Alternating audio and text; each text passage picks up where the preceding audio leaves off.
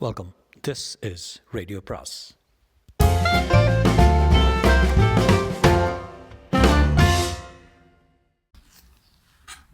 அனைவருக்கும் அன்பு வணக்கம். எஸ்ஏபியின் மலர்கின்ற பருவத்தில் அத்தியாயம் 26.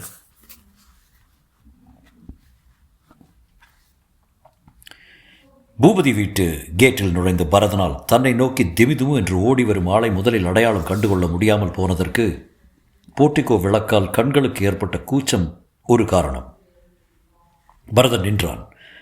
மாடொன்று வெறித்து கொண்டு பாய்ந்து வந்தால் எப்படி ஒதுங்கிக் கொள்வானோ அதுபோல நகர்ந்து வழிவிட முதலில் தோன்றிய போதிலும் இயல்பாக ஏற்பட்ட அந்த உணர்வை அவன் செயல்படுத்துவதற்கு தேவைப்பட்ட அரை வினாடி நேரத்துக்குள் சண்முகம் அல்லவா இவன்? ஏதோ குற்றம் செய்துவிட்டு அவசரமாக தப்பிக்க முயல்பவன் போல கண்களில் ஏன் இவ்வளவு கிளி? பரதனுடைய மனத்தில் எழுந்த சந்தேகத்தை உறுதிப்படுத்தியது வீட்டுக்குள்ளிலிருந்து எழும்பிய இரைச்சல். ஆனால் வாசலில் ஒருவரையும் காணோம். உஷாரானான்.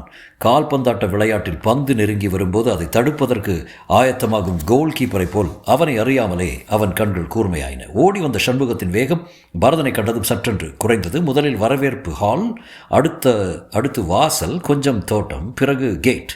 அவ்வளவுதான். அப்புறம் இருண்ட சாலை, எல்லையில்லா சுதந்திரம். இந்த நம்பிக்கையோடு துள்ளி வந்தவனுக்கு சற்றும் நினைக்காத முறையில் பரதன் எதிர்பட்டது திகைப்பை உண்டாக்கிற்று போலும். தயங்கி நின்றான். அதற்குள் அவனை துரத்தி கொண்டு வந்த சமையற்காரரும் அவரை பின்தொடர்ந்த விசாகனும் பிரீத்தும் வாசலுக்கு வந்து விட்டார்கள். பிடிங்க பிடிங்க! சண்முகத்தின் கண்கள் இங்குமங்குமாக தாவின. சோற்றங்கை பக்கமாக விலகி சுவரேறி பக்கத்து வீட்டில் குதித்து விட்டால் என்ன என்ற எண்ணம் அவனுள் உதயமாகி இருப்பதை பரதனால் ஊகிக்க முடிந்தது. சுவரண்டை நின்றிருந்த தோட்டக்காரன் ஏதோ கலாட்டா நடக்கிறதே என்று நிமிர்ந்து பார்ப்பதை கண்டதும் அந்த திசையில் செல்லும் யோசனையை சண்முகம் கைவிட வேண்டியவன் ஆனான். சமையற்காரர் அந்த இடத்தை அடையும் வரையில் சண்முகத்தை நகரவிடக்கூடாது என்ற நோக்கத்துடன், சண்முகம் ஏப்பா இப்படி ஓடி வர்ற என்று பேச்சு கொடுத்தான் பரதன். இதயத்தின் படபடப்பு குரலில் தெரியாதபடி அமைதியாக வைத்துக்கொள்ள முயன்றவனாய். அவனுடைய உள்நோக்கத்தை சண்முகம் புரிந்து கொண்டிருப்பானோ? பதில் ஒன்று சொல்லாமல் சட்டென்று திரும்பி பார்த்தவன் விரைந்து வரும் சமையற்காரரிடம் வினாடியில் சிக்கிக் கொண்டு விடுவோம் என்று புரிந்து கொண்டான். தான் செய்த பிழையை அவன் உணர்ந்திருக்க வேண்டும். முதலில் புயல் காற்று போல வந்தானே, அதே வேகத்தில் என்ன நடந்து கொண்டிருக்கிறது என்று பரதன் சரிவர புரிந்து கொள்ளும் முன் அவனை கடந்து போயிருக்க வேண்டும். பாக்கு வெட்டிக்கு இடையில் அகப்பட்டு கொண்ட ஆபத்தான நிலையில் இருந்த சண்முகம் பரதனை ஏறிட்டு நோக்கினான். உழைப்பினால் உரமேறிய அந்த கரங்கள் உறுதியாக, ஆனால் எஃகு வில்லுக்குரிய வீரருடன் தரையில் பதியாமலும் நிற்கும் கால்கள். நெருக்கடியான கட்டத்தில் கூட நிதானத்தை இழக்காத அந்த மனோதிடம் பரதனை கடந்து போவது லேசான காரியமல்ல என்று புரிந்து கொண்டவனுமாய் கை சட்டைப்பையை தொட்டு பார்த்து கொண்டது. கேவலம் ஒரு பேனாக்கத்தி கூட இல்லையே, அகப்பட்டதை பயன்படுத்தி கொள்ள வேண்டியதான் என்று தீர்மானத்துக்கு வந்தவனாய் சண்முகம் குனிந்தான். புல்வெளியை ஒட்டி பதிக்கப்பட்டிருந்த கல் வரிசையிலிருந்து ஓர் அரை செங்கல்லை உருவுவதற்கு அதிக நேரம் பிடிக்கவில்லை. அரை செங்கல் தான், ஆனால் உரிய வகையில் பயன்படுத்தப்பட்டால் எங்கே இப்போது யார் என்னை தடுக்கிறார்கள் பார்க்கலாம் என்று சவால் விடுகிறார் போல் அவன் பார்வையை சுழற்றிய விதம் வெவ்வேறு உள்ளத்தில் வெவ்வேறு உணர்ச்சிகளை தோற்றுவித்தது. சமையற்காரரின் கால்கள் கண்ணுக்கு புலப்படாத ஏதோ ஒரு தடையில் இடறினார் போல் நின்றுவிட்டன. படிகளை விட்டு இறங்கப் போன விசாகனையும் பிரீத்தையும், எங்கே போறீங்க என்று சுஜரிதா அதட்டி பின்னுக்கு இழுத்து விட்டான். தோட்டக்காரன் கூட மறுபரிசீலனையில் இறங்கிவிட்டானால் பரதன் சொந்த இன்ப துன்பத்துக்கு மிக நெருக்கமாக சம்பந்தப்பட்ட ஒரு கட்டத்தை அடைந்திருக்கிறோம் என்று தெரியாமலே நவமணியின் வாழ்வையும் அதன் வழியாக தன் வருங்காலத்தையும் இருளில் இருந்து மீட்கக்கூடிய ஒரு விலை மதிக்க முடியாத பொருள் எதிரில் இருக்கும் மனிதனின் சட்டைப்பையில் பதிக்கப்பட்டிருப்பது என்பதை உணராமலே தாடைகள் புடைக்க, உச்சந்தலையில் இருந்து உள்ளங்கால் வரை மின்சாரம் போன்றொரு சக்தி சிலுசிலுக்க அவன் சவாலை சந்திக்க முற்பட்டான். அவன் கிட்டே வர தப்புவதற்கான வாய்ப்பு தூரச் சென்று கொண்டே இருக்கிறது என்று புரிந்து கொண்ட சண்முகம் நேரத்தின் மதிப்பை உணர்ந்தவனாய் திடுமென்று ஒரு முறிவுக்கு வந்தான். நச்சென்று பரதனை மண்டையில் தாக்கிற்று செங்கலின் கூரிய மூளை. அடடே என்று கூவினாள். வாசலில் நின்ற பிரீத் ஒரு வினாடி அதிர்ந்து போனான் பரதன். ஆனால் தப்பியோட பார்க்கும் சண்முகத்தை பக்கவாட்டில் பாய்ந்து பிடித்து அவனது இடுப்பை சுற்றி கைகளை வளைத்து இரும்பு பிடியாய் பற்றுவதற்கு தடையாக நிற்க அந்த அதிர்ச்சியை அவன் அனுமதிக்கவில்லை. மற்றவர்கள் பரதனின் உதவிக்கு விரைந்து வரும் முன் சண்முகம் திமிரினான். சிறைப்படுத்தியிருக்கும் கரங்களை பெயர்த்து எறிய என்னென்னவோ செய்து பார்த்தான். இரண்டு கைகளாலும் வெறி பிடித்தவன் போல பரதனது தலையில் குத்தினான். ஏற்கனவே காயமுற்று தலையில் மேலும் அடிகள் விழவே ரத்தம் பெருக்கெடுத்தது. அது கண்ணில் வடிந்து பார்வையை மறைத்த போதிலும் பரதன் தன்னுடைய பிடியை விடவில்லை. இதற்குள் தோட்டக்காரன் சமையற்காரன் விரைந்து வந்து சண்முகத்தை பிடித்துக் கொள்ள விசாகன் ஓடி வந்து, பரதன் ரொம்ப அடிபடுச்சா, ரத்தம் கூட்டுறத, சுஜரிதா ஓடு, டாக்டருக்கு ஃபோன் பண்ணு என்றார். உடம்புல லேசான காயம்தான் என்றான் பரதன். தோட்டக்காரனும் சமையற்காரனும் முழு கவனத்தோடு இல்லாத காரணத்தாலோ என்னவோ ஒரு உதறிய சண்முகம் உருவிக்கொண்டு ஓடலானான். சட்டென்று தாவிய பரதனின் கையில் அவனது சட்டை பை அகப்பட்டு டர்ரென்று கிழியவே அதிலிருந்து பொருட்கள் கீழே விழுந்து சிதறின. விடாத பிடி என்று தோட்டக்காரன் சண்முகத்தை துரத்தி கொண்டு ஓட அவனது சட்டை பையிலிருந்து கீழே விழுந்த ஒரு உரையை மகிழ்ச்சியோடு எடுத்தாள் பிரீத்.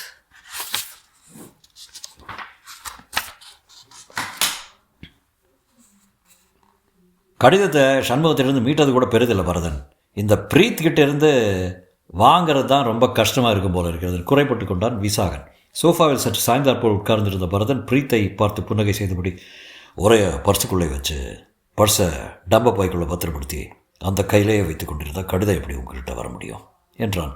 காயத்தை பரிசோதித்த டாக்டர் ஏடிஎஸ் இன்ஜெக்ஷன் செலுத்திவிட்டு தையல் தேவையில்லை என்று சொல்லி அடிபட்ட இடத்தில் களிம்பு தடவி கட்டு போட்டு சென்றிருந்தார். சுந்தரபாண்டியனுக்கு ஃபோன் செய்து நடப்பை தெரிவித்தாகிவிட்டது.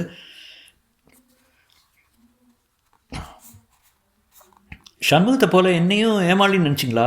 விசாகன் சாருடைய ஓசி பிஸ்னஸ் நம்மக்கிட்ட நடக்காது. சொலையா 5000 ரூபாய் எண்ணி வைக்கட்டும், லெட்டர் தர்றேன்னு விளையாட்ட பிரீத் நிபந்தனை விதித்தாள். கடிதம் கிடைத்த ஆனந்தத்தில் அவளுக்கு தலைகால் புரியவில்லை. 5000 ரூபாய்! அந்த வார்த்தைகளை கேட்டதும் சண்முகம் செய்த துரோகம் விசாகனுக்கு ஞாபகம் வந்து விட்டது. தப்பித்து கொண்டு போய்விட்டானே படவா. அவன் பெட்டியை குடைந்து ஃபோட்டோ இருக்கிறதா என்று பார்க்க சொல்ல வேண்டும். அதை போலீஸில் கொடுத்து அவனை மேற்கொண்டு பேச விடவில்லை பிரீத். உங்கள் மனசில் என்ன நினச்சிட்ருக்கீங்கன்னு தெரியல. அப்போதே லெஃப்ட் அண்ட் ரைட்டாக வாங்க வேண்டும்னு நினச்சேன். இடுப்பில் கை வைத்தபடி அவன் முன் நின்று கொண்டு அடுக்கினாள் அவள். ஏன் சார், எந்த கடிதத்துக்காக 5000 ரூபாயை வைத்துக்கிட்டு மணிக்கணக்கில் கால் கடுக்க நின்று கொண்டிருந்தோமோ அது நம்ம தேடி கொண்டு வந்திருக்குது. இன்னும் நல்ல நியூஸ் கொண்டு வந்தால் காதும் வச்சா போல் ரூபாயை கொடுத்து காரியத்தை முடிப்பீங்களா? ஒரேடியாக குட்டையை குழப்பிட்டீங்களே. சுந்தரபாண்டியங்கிட்ட சொல்லலாமான்னு கேட்டதுக்கு வேண்டாம், அவர் போலீஸ் கிலீஸ்னு ஏடாகூடம் பண்ணக்கூடுமேன்னு கிடைக்க செய்திருவாருன்னு மகா பெரிய காரியவாதி மாதிரி பேசுனீங்க. கைக்கு கடிதம் வர்ற சமயத்தில் சண்முகத்தின் மீது கோவிச்சுட்டு கோட்டை விட பார்க்குறீங்களே. பரதன் சரியாக சமயத்தில் வந்தான், இல்லாட்டா என்ன இருக்கும்? அது வாசம்தான் என்று மன்னிப்பு கேட்கும் குரலில் ஒப்புக்கொண்ட விசாகனுக்கு பரதனிடம் மற்றொரு முறை நன்றி தெரிவிக்க வேண்டும் என்று தோன்றியது. பரதனுக்கு அவன் ரொம்ப கடமைப்பட்டிருக்கோம். ஏன் பரதன், ஜுரங்கிற ஒன்றும் இல்லையா? கெஸ்ட் ரூம் தயாரானதும் நீங்கள் போய் படுத்துக்கணுங்க. அதெல்லாம் வேண்டாம் சார் என்றான் பரதன். ஷெட்டிலே படுத்துக்கிறேன், அதுதான் எனக்கு சௌகரியம். நோ என்றான் விசாகன் ஆணித்தரமாக. ஒரு சம்பந்தம் இல்லாமல் எங்களுக்காக எவ்வளோ தொல்லப்பட்டிருக்கீங்க நீங்கள். 2 நாளைக்கு அது இங்கேயே இருந்து ரெஸ்ட் எடுத்துக்கொள்ளணும். ஒரு சம்பந்தமும் இல்லாதவராமே வாயை பொத்திக்கொண்டு சிரித்தாள் பிரீத். அவள் ஏன் சிரிக்கலான்னு விசாகனுக்கு புரியவில்லை. விசாகனை பிரீத் கேலி செய்வது போல பரதனுக்கு தோன்றிற்று. பேச்சை மாற்றும் நோக்கத்துடன், சம்பவத்திலிருந்து கிடச்சது ரொம்ப முக்கியமான கடிதம் போல இருக்குது. அதை நீங்கள் பேசிக்கொள்வது புரியுது, ஆனால் அது என்ன கடிதம்னு நான் தெரிஞ்சுக்கலாமா என்றான். அதாவது என்று விசாகன் ஆரம்பிப்பதற்குள், நான் சொல்கிறேன் என்று பிரீத் முந்திக் கொண்டான். இது வெறும் கடிதம் இல்லை. நவமணியை கொள்ளை அடிச்சுக்கிண்டு போகலான்னு ஆகாய கோட்டை கட்டிக்கிட்டு இருக்காரு சூரியகாந்தன் ஒருத்தர் கெட்டிக்காரரு. அத்தனையும் டமால் பண்ண போகிற டைனமைட்டு. எனக்கு பழங்கலையே என்றான் பரதன். என்ன பிரீத் இது? அவள் விஷயத்தை வெளியிட்ட முறையில் விசாகன் பிழை கண்டுபிடித்தான். முதல்ல நவமணியின் குணத்தை பற்றி 2 வார்த்தை சொன்னால் தானே பரதனுக்கு புரியும். ஆமாம்மா, நவமணியின் குணத்தை பற்றி பரதன்கிட்ட ரொம்ப அவசியமாக போய் சொல்கிறீங்க. சொல்லுங்கள். கொல்லம் தெருவில் ஊசி விற்கிறாப்பால ஒரு அப்பாவி தேவைப்பட்டால் உங்களை தான் கூப்பிடணும். கெஸ்ட் ரூம் தயாராக இருக்குது அறிவித்து கொண்டே வந்த சுஜரிதா வாசலில் ஒரு கார் வந்து நிற்பதை கண்டு, சுந்தரபாண்டியன் வந்துட்டாரு என்றாள். வண்டியில் இருந்து இறங்கும் போதே உற்சாகமாக வந்தார் சுந்தரபாண்டியன். சண்முகத்தின் சாகசங்களை பற்றி தன்னிடம் முன்கூட்டியே சொல்லாதது பற்றி அவர் ஒன்றும் முணுமுணுக்கவில்லை. கடிதம் கிடைத்து விட்டதில் அவருக்கு அவ்வளவு மகிழ்ச்சி. பரதன் காயத்துக்குள்ளானது அவருக்கு வருத்தத்தை கொடுத்தாலும் அவனிடத்தில் அவர் வைத்திருந்த நல்ல கருத்தை உறுதிப்படுத்த அது பயன்பட்டது. அளவளாவி கொண்டிருக்கும் போது டெலிஃபோன் மணி ஒலித்தது. பெங்களூரிலிருந்து பூபதி பேசினார்.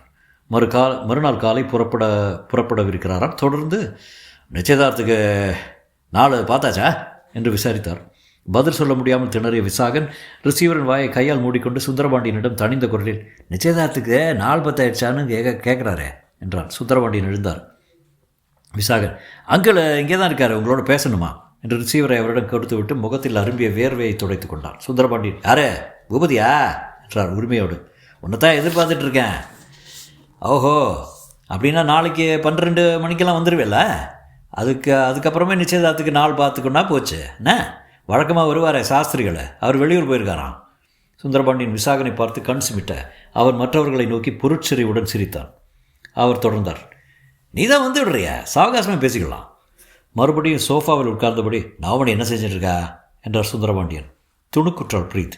கல்யாண அவசரத்தில் தாலி கட்ட மறந்து போனதுபோல் நவமணியிடம் போய் இந்த நல்ல சமாச்சாரத்தை சொல்ல வேண்டும் என எண்ணமே உண்டாகவில்லையே. வேலம்மாவை அழைத்து கொண்டு அவள் மாடிக்கு குதூகலத்தோடு நடந்தாள். அறையில் நவமணியை காணோம். நவி என்றாள் பிரீத். மணியே என்றாள் வேலம்மா. குளியலறை கதவு திறந்திருந்தது. எங்கே போயிருப்பாள்? குழம்பியபடி மேஜை அண்டை சென்ற பிரீத்தை திகைத்து நிற்கச் செய்யும் வகையில் ஒரு காட்சி புலனாயிற்று. ஜன்னல் அருகே தரையில் நவி. பயப்படாத என்றாள் வேலம்மா அமைதியாக. தூக்க மருந்து சாப்பிட்ருக்கோம், வேற ஒன்றும் இல்லை. தூக்க மருந்தா? அடி வயிற்று கலக்கிற்று பிரீத்துக்கு. எதுக்கு தூக்க மருந்து? நீ தலைப்பக்கம் பிடி என்று சொல்லி நினைவிழந்து கிடக்கும் நவமணியை தூக்கி கட்டில் கிடத்தி கொண்டே விவரித்தாள் வேலம்மா. 2 ராத்திரியே தூக்கமே பிடிக்காம அவதிப்பட்டு போயிடுச்சு பாவம். அப்பா ரூமில் மாத்திரை இருக்குன்னு அதுதான் வேண்டும்னு கேட்டுச்சு. தேசியரிடம் சொல்லி எடுத்து கொண்டு கொடுத்தேன். கண்ணை மூடியபடி படுத்திருக்கும் தோழியை படபடப்புடன் பார்த்தாள் பிரீத். கஷ்டப்பட்டதெல்லாம் இதற்கு தானா? அத்தியாயம் 27. தலை விண் என்று தெரித்து கொண்டிருப்பதை பரதன் உணர்ந்திருந்த போதிலும் உடலெங்கும் பரவிவிட்ட அசதி, போய் படுத்துக்கொள், உனக்கு இப்போது ஓய்வு மிகவும் தேவை என்று பலமாக எச்சரிக்க துவங்கிய போதிலும் மனத்தில் ஊற்றாக சுரந்து கொண்டிருந்த நிறைவு உணர்ச்சியின் முன் அந்த நோவும் களைப்பும் ஒரு பொருட்டாக தோன்றவில்லை. சண்முகத்திடமிருந்து மீட்கப்பட்ட கடிதத்தை பற்றி பிரீத் சொன்ன வார்த்தைகள் கடந்த 36 மணி நேரமாக அவன் அனுபவித்து வந்த வேதனைக்கெல்லாம் முற்றுப்புள்ளி வைத்துவிட்டன. விவரம் அனைத்தும் தெரியாவிட்டாலும் சூரியகாந்தனுடைய சூழ்ச்சி தோற்கப் போகிறது என்பதையும் அந்த திருமணம் நடக்கப் போவதில்லை என்பதையும் அவன் புரிந்து கொண்டான். அது அவனுக்கு அளவற்ற தெம்பை கொடுத்தது. அது மட்டுமல்ல, நவமணிக்கும் அவனுக்கும் ஏற்கனவே நெருங்கிய தொடர்பு இருப்பதை நவமணியின் குணத்தை பற்றி பரதனுக்கு சொல்வது கொல்லந்தெருவில் ஊசி விற்பது போலாகும் என்று பிரீத் மறைமுகமாக சுட்டிக்காட்டியதுடன் நில்லாமல் சுந்தரபாண்டியனை வரவேற்க எல்லாரும் வாசலுக்கு வந்தபோது விசாகனிடம் வெளிப்படையாகவும் கூறியதன் விளைவாக விசாகன் தன்னை புதிய கண்களோடு பார்ப்பதை பரதன் உணர்ந்தான். அந்த பார்வையில் வியப்போடு உற்சாகமும் கலந்திருந்தது. சிறிய சிறிய செய்கைகளின் மூலம் முன்பு இல்லாத ஒரு வகை பிணைப்பு தங்களுக்குள் ஏற்பட்டிருப்பதை விசாகன் உணர்ந்து கொண்டே இருப்பதை பரதன் கவனிக்காமல் இல்லை. குறிப்பாக பூபதியுடன் டெலிஃபோனில் பேசிய சுந்தரபாண்டியன் சாஸ்திரிகள் வெளியூர் போயிருப்பதாக பொய் சொல்லிவிட்டு விசாகனை நோக்கி கண் சிமிட்ட விசாகன் தன்னை பார்த்து நேசத்துடன் அந்யோன்ய பாவத்துடன் புன்னகை செய்ததை பரதனால் மறக்க முடியவில்லை. எல்லாவற்றுக்கும் மேலாக நவமணியை சந்திக்க வேண்டும் என்ற ஆவல் முன்னப்போதை காட்டிலும் அதிக வலுவுடன் பரதனை ஆட்கொண்டிருந்தது. இருண்ட வானத்தில் கதிரொளி தெரிய தொடங்கியதும் அந்த நம்பிக்கை கீற்றின் அழகை அவளுடன் பகிர்ந்து கொள்ள வேண்டும் என்ற துடிப்பு அவனுக்கு ஏற்பட்டு விட்டது. மாடிக்கு சென்ற பிரீத் அவளை கீழே அழைத்து வரமாட்டாளா? 10 பேருக்கு நடுவில் இருந்தபடி ஏனும் அவளை எட்டத்தில் நின்று பார்க்கும் வாய்ப்பு நேராதா?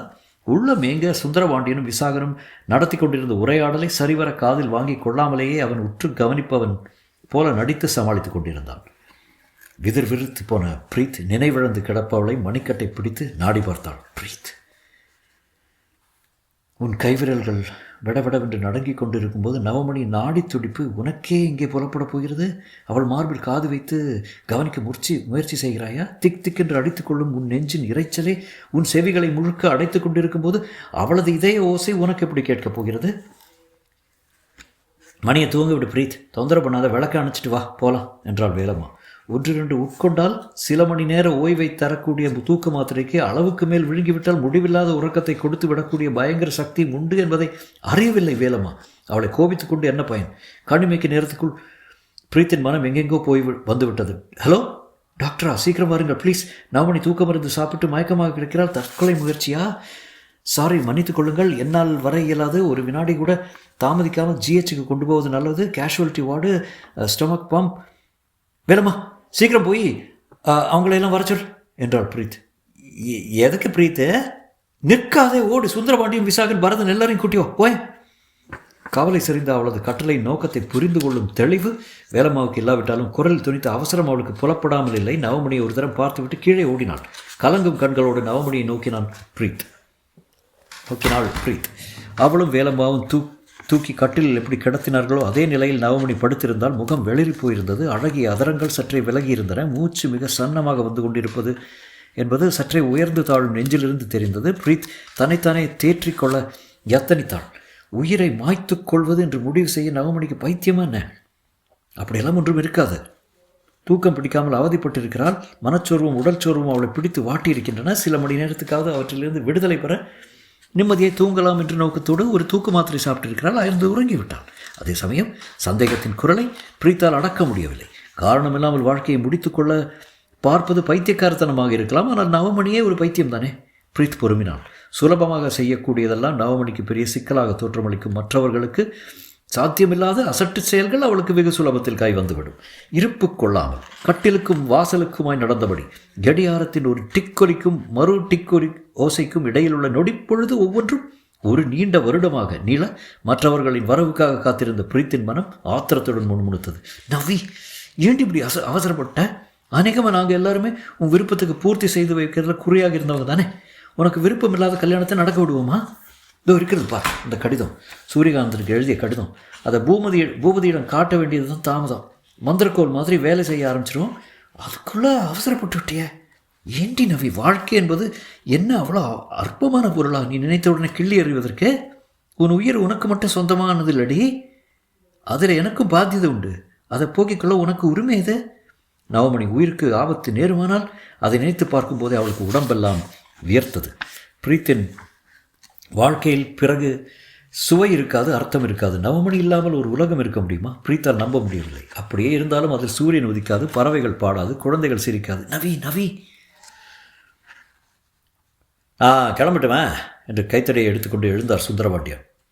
பரதன், நல்லா ரெஸ்ட் எடுத்துக்கோ. நாளைக்கு ஒரு 16 மணிக்கு மேலே வர்றேன். சாப்பிட்டுட்டு போகலாம் அங்கிள் என்று உபசரித்தான் விசாகன். ராத்திரியில் சாப்பாடு சாப்பிட்ற வயசாக எனக்கு என்றார் அவர். அதாவது தட்ட முடியாமல் விருந்து பாட்டின்னு வந்தால் பெயர் கேட்க உட்காந்து வைப்பேன், அவ்வளோதான். ஏண்டா விசாக, பரதனை பற்றி ஏன் சிரிக்கிற?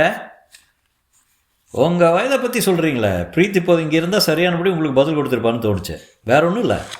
சிநேகிதியை கண்டுவிட்டால் மட்டும் அவளுக்கு உலகம்னு ஒன்று இருக்கிறதே மறந்துடும் என்றவர் மாடியிலிருந்து விரைந்து வரும் வேலம்மாவை பார்த்துவிட்டு என்னது என்று கேட்டார். விசாகனும் பரதனும் படிக்கட்டு பக்கம் முதுகை காட்டிக்கொண்டு நின்றிருந்தால் வேலம்மா வந்து கொண்டிருப்பது முதலில் அவர்களுக்கு தெரியவில்லை.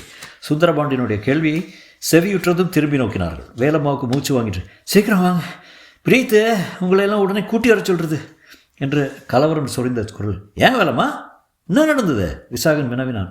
வேலம்மா வாயை திறக்கும் முன் ஏதோ ஒரு வித அச்சம் பரதனின் உள்ளத்தை தீண்டிற்று.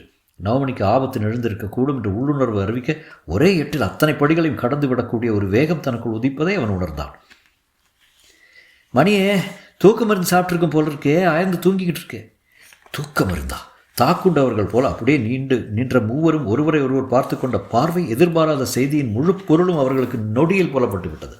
திகிலின் தரம் ஒன்றாக இருந்த போதிலும் வயதுக்கும் உடல் வலுவிற்கும் ஏற்ற வேகத்தில் அவர்கள் முன்னும் பின்னுமாக படிகளை கடந்து மாடியை அடைந்து நவமணியின் அறைக்குள் நுழைந்தனர். முதலில் நுழைந்தவன் பரதன் தான். கட்டிலை பார்த்தான். முந்தின நாளைய பூச்சரம் போல தோற்றமளிக்கும் நவமணியை நோக்கும்போது அவனது கண்களை சந்திக்கும் திராணியின்றி பிரீத் முகத்தை திருப்பிக் கொள்வதை காணும்போது அவன் தொண்டைக்குள் யாரோ கைவிட்டு இதயத்தை பிசைகிறார் போல் வேதனை. உடலும் உணர்வும் ஒருங்கே செயலிழந்து விட்டார் போன்ற ஒரு மரத்து போன நிலை. சாமந்தி பாத்திகளும் போகன்வில்லா வளைவுகளும் ரோஜா தொட்டிகளுமாக புறப்பட்ட பூங்கா பாதை மலையின் முகட்டிற்கு பாதாளத்தின் வாயிலுக்கு அழைத்துச் சென்று விட்டார் போன்ற ஒரு மாபெரும் ஏமாற்றம். அதற்குள் மற்றவர்கள் வந்து விட்டனர். நவனையே, தூக்க மாத்திரை சாப்பிட்றதை பார்த்தது யாரே என்றார் சுந்தரபாண்டியன். மாத்திரை வேணும்னு கேட்டாலாம் வேலம்மா கொண்டு வந்து கொடுத்துருக்கா என்றார் பிரீத். தூக்க மாத்திரை என்று கேட்ட மாத்திரத்தில் எல்லோர் முகத்திலும் ஏற்படும் மாறுதலிருந்து தான் செய்த பிழையை ஒருவாறு ஊகித்து விட்டிருந்த வேலம்மா அழாக்குறையாக சொன்னான். சூதுக்கார பொண்ணு, இதை மனத்தில் வச்சுக்கிட்டு கேட்குதுன்னு தோணவே இல்லை ஐயா. வெகுளித்தனமாக கொண்டு வந்து கொடுத்துட்டேன். அவருடைய கண்களில் மிரட்சி தெரிந்தது. எதுவும் ஆகிவிட்டா நான் என்ன செய்வேன்? அவளை பொருட்படுத்தாமல் சுந்தரபாண்டியன் கட்டளையிட்டார். வரேன், நீ போய் தண்ணி எடுத்துகிட்டு வந்து முகத்தில் தெளி. நேரம் வீணாகி கொண்டிருப்பதை பிரீத் சுட்டி காட்டினான். அங்கிள், உடனே ஹாஸ்பிட்டலுக்கு கொண்டு போய்விட்டு ஆபத்தாயிடும். அவள் தூக்கிற மாத்திரை சாப்பிடாமல் இருந்தே சாப்பிட்டதாக நாம் சொல்லியே போய் அதனால் சிக்கல் விளைந்தா ஆபத்தாயிடுமேம்மா. பூபதி இல்லாத நேரத்தில் பொறுப்பு முழுவதும் தன்மேல் விழுந்திருப்பதை உணர்ந்த சுந்தரபாண்டியனுக்கு ஒரு தடவைக்கு 4 தடவையாக யோசிக்க வேண்டிய அவசியம் என்று பட்டது.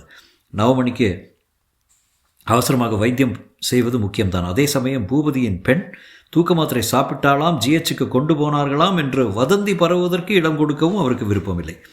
அதிர்ச்சி ஏதாவது ஏற்பட்டால் நவமணிக்கு தாங்காது, மயக்கம் வந்துடும். உனக்கு தான் தெரியுமே. அதுவும் தூக்க மாத்திரை சாப்பிட்றதுக்கு ஆதாரம் ஒன்றுமே இல்லாமல் இருக்கும்போது. அவர் பேசிக்கொண்டிருக்கும்போது விசாகன் குறுக்கிட்டான். அங்கிள், இதோ தூக்க மாத்திரை புட்டி. எங்கே இருந்தது? தலை எனக்கு கொஞ்சம் சாய்ந்திருந்தது, நேராக வைக்கலான்னு திருப்பினேன், இது தட்டுப்பட்டது. சுந்தரபாண்டியன் அதை கையில் வாங்கி பார்த்தார். காலியாக இருக்கிறதே. அவர் குரலில் தான் எவ்வளவு பரபரப்பு, திகில். ஆமாம் அங்கிள், ஏகப்பட்ட மாத்திரை சாப்பிட்ருக்கிறா பாவி. தொடரும்.